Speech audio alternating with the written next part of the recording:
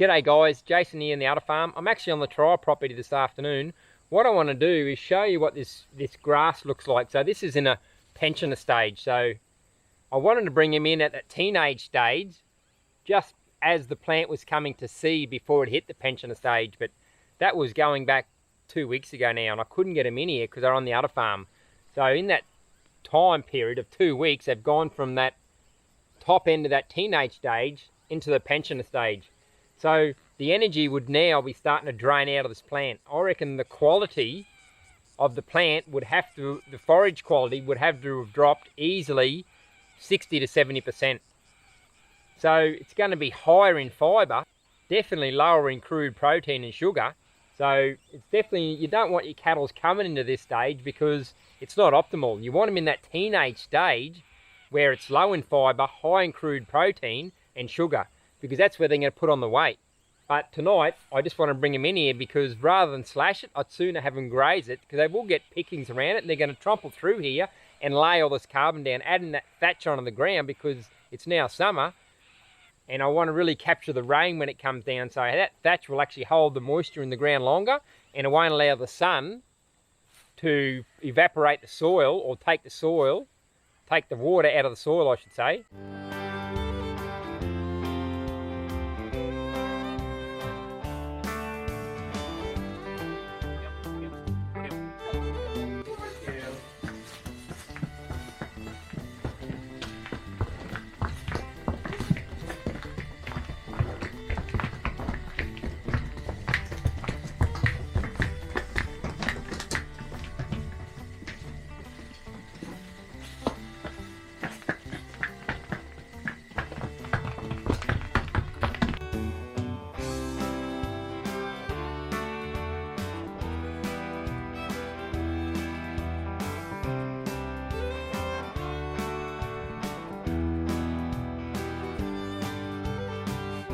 So I had the girls in here 13 hours overnight, and as you can see, it's a lot lower than what it was when I brought them in yesterday evening. So we'll go through and have a look what they've done. So we'll go through here first. This is all the younger plants.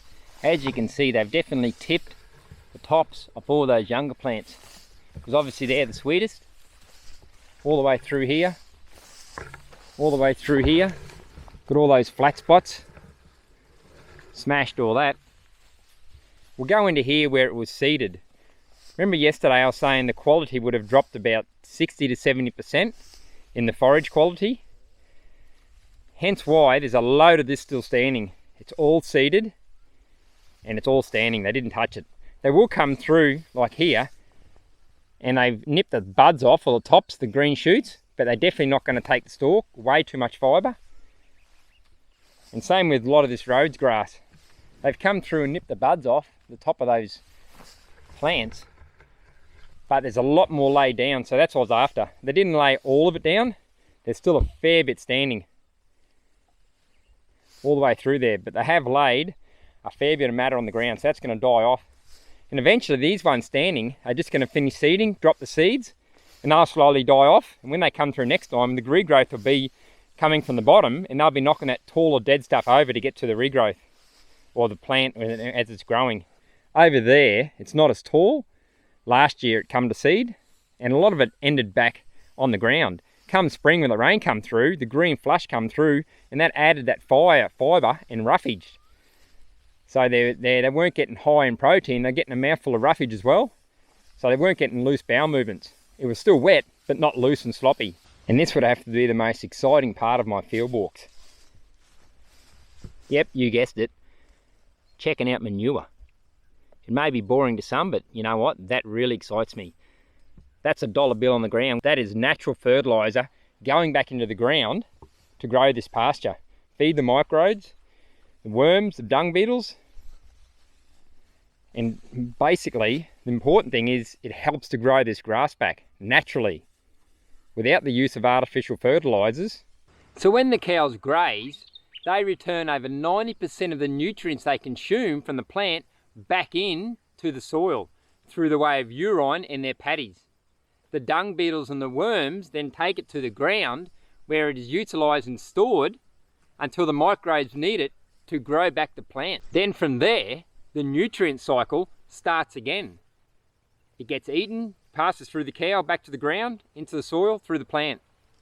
It's a gorgeous cycle, and one that's fully natural and healthy for the animal, the environment, and the food we consume. And without sounding inappropriate, that would have to be one of the most beautiful paddies I've ever seen. It's got perfect ponding.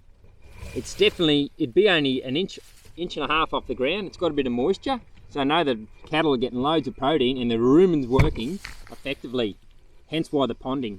Righto guys, I better mosey on and get some work done before Nick comes home. Otherwise she's going to think I've been doing nothing all day, just sitting in the paddock with the cows. So have a good morning, a terrific afternoon, and an awesome evening guys, wherever you're watching this from, and we'll catch you later.